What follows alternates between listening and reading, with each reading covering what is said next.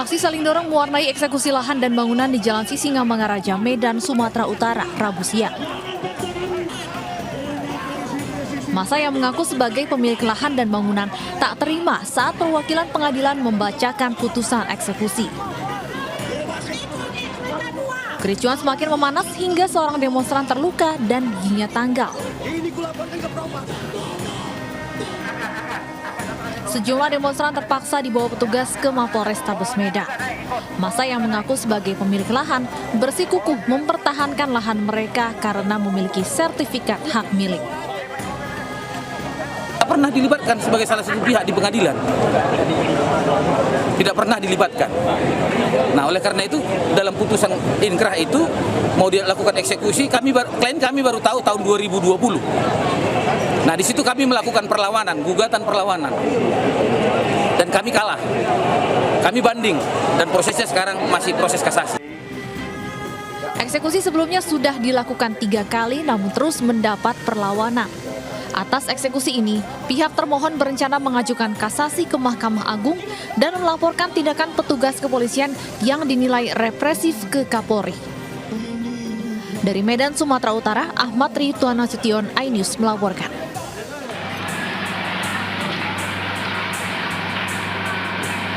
Belasan ruko di Jalan Pasar jurusan Mempawah, Pontianak, Kalimantan Barat terbakar.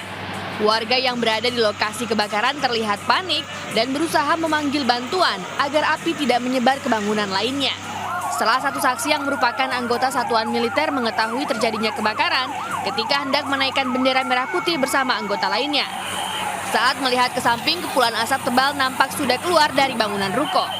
Kebakaran ini dibantu oleh pihak pemadam kebakaran dan sekiranya ada 14 unit dan dari pihak polisi ada 2 unit untuk membantu pemadam kebakaran dan dari pihak TNI AD. Baiklah, untuk kejadian ini untuk kerugian masih belum kami ketahui.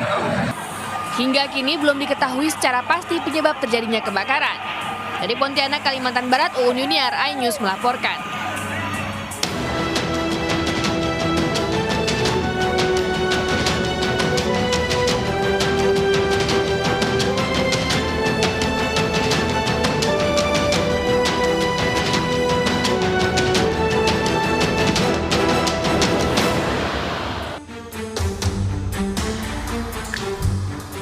Halo, selamat pagi Aldi, apa kabarnya pagi ini? Selamat pagi, Baby, sehat. Kamu gimana pagi ini? Semangat dong tentunya, karena bentar lagi juga mau weekend kan? Bener banget. Iya, di 2 hari lagi menuju weekend, dan kita juga pagi ini tentunya semangat karena mau bertemu pemirsa di rumah. Selamat datang di Lapor Polisi. Anda lapor, kami sampaikan. Baik, sebuah program yang tentunya bertujuan ini menjadi wadah untuk aspirasi, keluhan, laporan, dan apresiasi kepada pihak kepolisian di seluruh Nusantara. Bersama saya, Bibi Kristami. Dan juga saya, Aldi Hawari. Selama 1 jam ke depan, kami juga akan membahas sejumlah topik hukum dan kriminal yang menjadi topik hangat pembicaraan masyarakat di sekitar kita dan juga di media sosial. Kami juga membuka laporan pengaduan masyarakat yang bisa diakses kapanpun oleh Anda untuk kami melalui sejumlah channel kami, yaitu di Instagram @laporpolisi_inews dan @official_inews_tv. Baik, dan Anda juga bisa menghubungi kami melalui email di laporpolisi.inews@gmail.com dan jangan lupa menggunakan hashtag #laporpolisi. Ya pemirsa, kita ke informasi pertama di pagi hari ini. Sebuah minibus terguling setelah menabrak sejumlah beton separator jalur bus Transjakarta di kawasan Senayan, Jakarta Pusat. Diduga mobil tersebut melaju dengan kecepatan yang tinggi nih, hingga pengemudi hilang kendali. Sebuah minibus yang ditumpangi 2 orang terguling di jalur bus Transjakarta Jalan Gatot Subroto, Senayan, Jakarta Pusat dini hari tadi. Akibat kecelakaan tunggal ini, bagian depan dan belakang mobil ringsek. Sementara itu, pengemudi dan seorang penumpang wanita mengalami luka ringan. Dari keterangan saksi, mobil yang datang dari arah Semanggi menuju arah Selipi ini melaju dengan kecepatan tinggi. Dari mana? Dari arah sana lah. Saya mau ya, pelan-pelan aja, saya minggir dari pertama. Dari tahu udah betul saja dor, itu kaget. Ya udah, akhirnya saya mampir ke sini. Baik, kita ke informasi selanjutnya. Kebakaran menghanguskan sejumlah rumah dan lapak pengepul Jakarta Timur. Dan api ini diduga berasal dari korsleting arus listrik dari salah satu rumah yang ditinggal pemiliknya.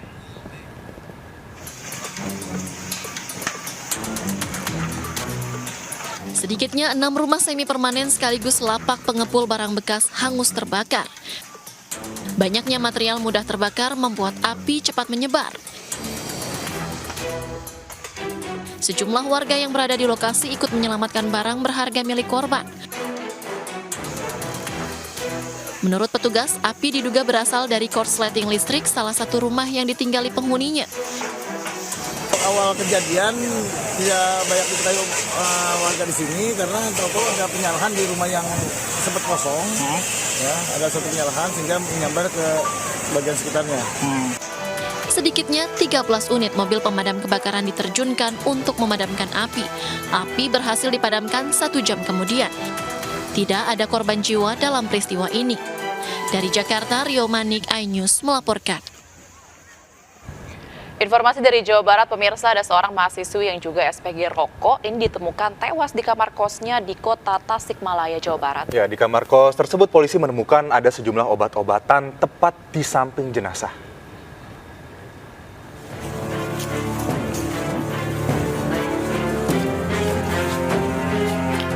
Penghuni rumah kos di Jalan Asrama Nyantong, Kampung Sindanghayu, Kota Tasikmalaya, Jawa Barat, digegerkan dengan penemuan jasad seorang wanita di dalam kamar kos. Korban diketahui bernama Ayi Yulianti, berusia 25 tahun, seorang mahasiswa yang bekerja sebagai SPG rokok. Korban pertama kali ditemukan oleh temannya yang akan berkunjung. Saat dipanggil, korban tidak menjawab hingga akhirnya pintu kamar kos dibuka paksa dan korban ditemukan sudah tidak bernyawa. Tim Satreskrim Polres Tasikmalaya Kota bersama Polsek Tawang yang mendapat laporan langsung mendatangi lokasi dan melakukan olah tempat kejadian perkara. Di dalam kamar, polisi menemukan berbagai jenis obat-obatan. Ini masih dalam penyelidikan kepolisian. Ini di dalam kamar kos, Kamar kos. Dia sendiri. Sendiri ngekos. Informasi dari masyarakat sekitar ini kerjaannya apa katanya? Kebetulan dia bekerja di Roko Sukun. Oh, SPG katanya. SPG. Usai dilakukan olah TKP, jasad korban langsung dibawa ke kamar jenazah RSUD Dr. Soekarjo Tasikmalaya untuk dilakukan visum. Polisi masih terus melakukan penyelidikan untuk mengetahui penyebab kematian korban. Dari Tasikmalaya, Jawa Barat, Asep Joharyono, iNews melaporkan.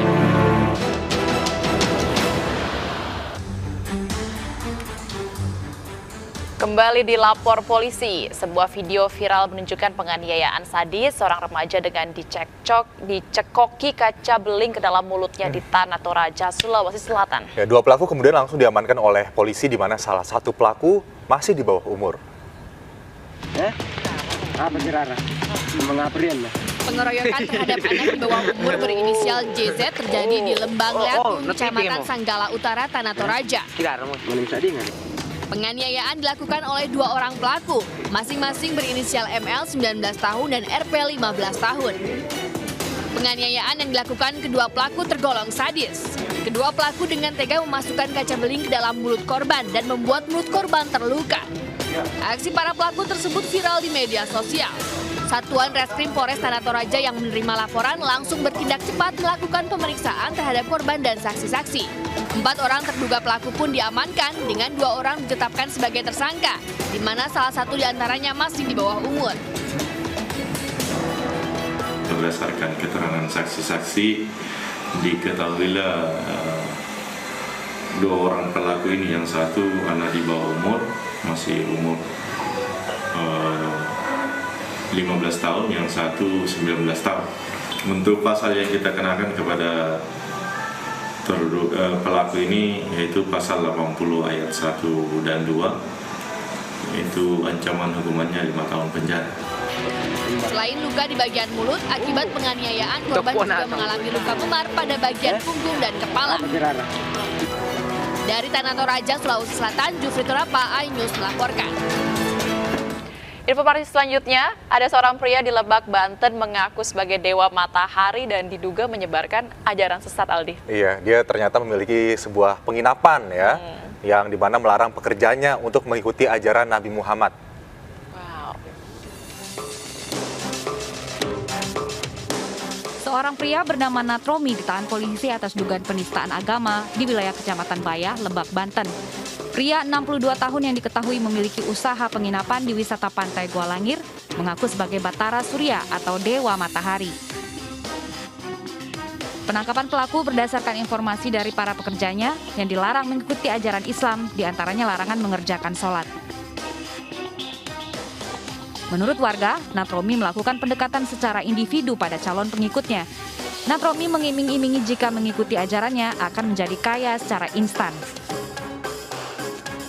Kalau untuk pelajaran melarang sholat atau menghina air jam-jam, itu bukan didapatkan pelajaran terhadap warga, tapi didapatkannya pelajaran terhadap individu ya, terkait anak-anakannya yang suka datang ke ayah gitu.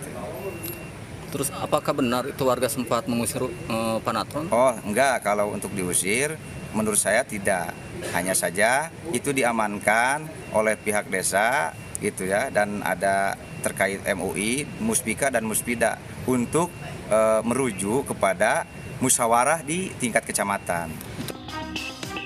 MUI Kecamatan Bayah mengindikasikan sejumlah pekerja Natromi telah mengikuti ajaran Dewa Matahari.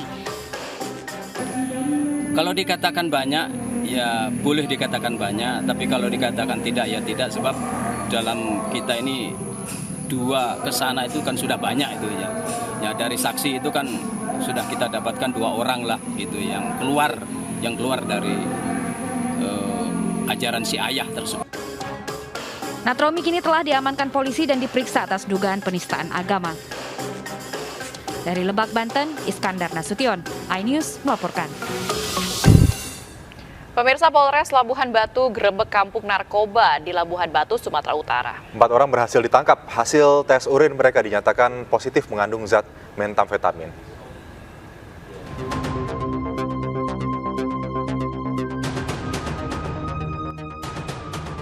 20 personel gabungan Polres Labuhan Batu menggerebek kampung narkoba di kawasan Rantau Prapat, Labuhan Batu, Sumatera Utara.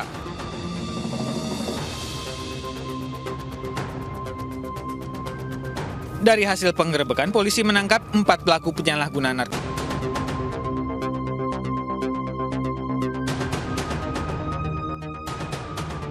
...20 personel gabungan Polres Labuhan Batu menggerebek kampung narkoba di kawasan Rantau Prapat, Labuhan Batu, Sumatera Utara.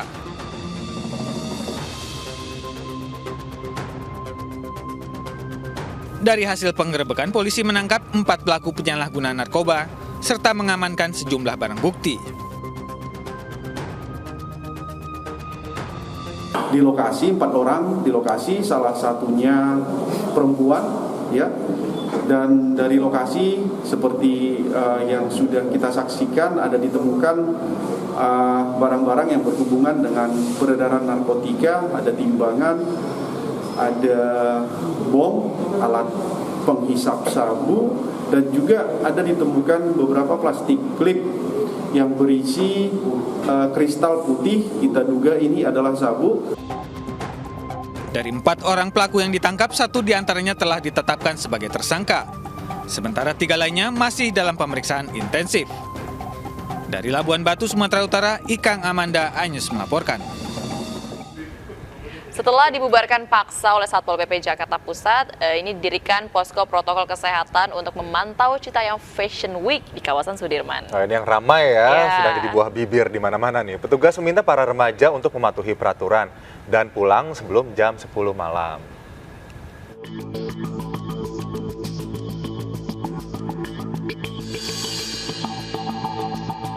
Petugas gabungan dari aparat kepolisian dan Satpol PP membubarkan Citayam Fashion Week di kawasan Sudirman, Jakarta Pusat. Petugas mengimbau agar para remaja asal Citayam dan sekitarnya segera pulang ke rumah masing-masing karena telah melanggar jam malam. Selain telah melanggar jam malam, sebagai upaya mencegah penyebaran COVID-19, razia dilakukan untuk mencegah terjadinya gangguan keamanan dan tindak kejahatan lainnya. Jasmine Latika alias JJ, gadis belia yang tengah viral karena menjadi ikon Citayam Fashion Week, mengaku akan membagikan informasi tersebut kepada rekan-rekannya agar mentaati aturan. Tapi untuk ya saat ini karena JJ sering main ke sini, buat teman-teman JJ mohon ya, JJ di sini juga punya nama. Jadi kalau misalnya mau buang sampah tuh pada tempatnya aja. Kedua, untuk waktu main juga kalau bisa ikutin dan taatin peraturan protokolnya. Usai pembubaran ini, Satuan Polisi Pamong Praja Jakarta Pusat menempatkan posko penjagaan protokol kesehatan. Petugas pun mengimbau para remaja yang sering nongkrong di kawasan Dukuh Atas untuk menaati peraturan dan tidak berkumpul lebih dari pukul 10 malam.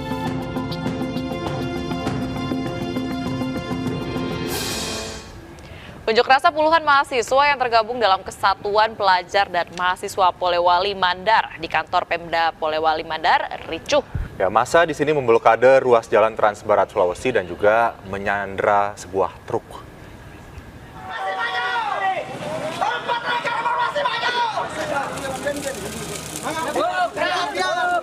Unjuk rasa mahasiswa yang tergabung dalam Kesatuan Pelajar dan Mahasiswa Polewali Mandar, KPMPM, yang awalnya berjalan aman tiba-tiba berubah jadi anarkis.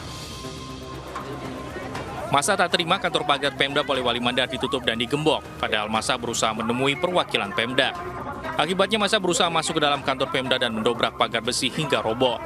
Massa juga melakukan aksi bakar ban bekas dan meminta salah satu pejabat Pemda untuk meminta maaf atas adanya tindakan kekerasan kepada Ketua KPMPM Ihsan Mahendra. Tak puas melakukan aksi di depan kantor Bupati Polewali Mandar, puluhan mahasiswa justru melakukan orasi di ruas jalan dan memblokade seluruh badan jalan. Massa bahkan menyandera truk yang melintas dan dijadikan sebagai panggung orasi. Sebelum meninggalkan lokasi, massa mengancam akan melakukan aksi lebih besar jika oknum pejabat tersebut tidak meminta maaf. Dari Polewali Mandar, Sulawesi Barat, Huzair Zainal, iNews melaporkan. Pemirsa, informasi tadi sekaligus mengakhiri lapor polisi pada hari ini. Terima kasih sudah menyaksikan lapor polisi. Dan bagi Anda yang ingin memberikan aspirasi, keluhan, laporan, dan apresiasi kepada pihak kepolisian di seluruh Nusantara, kami juga membuka laporan pengaduan yang bisa diakses kapanpun melalui sejumlah channel kami, yaitu di Instagram resmi kami, @laporpolisi_iNewsTV dan @official_iNewsTV. Dan tidak hanya itu ya, Anda juga bisa menghubungi kami melalui email di laporpolisi.inews@gmail.com. Bersama saya Aldi Hawari dan saya Bebe Kristami. Lapor polisi, Anda lapor, kami sampaikan.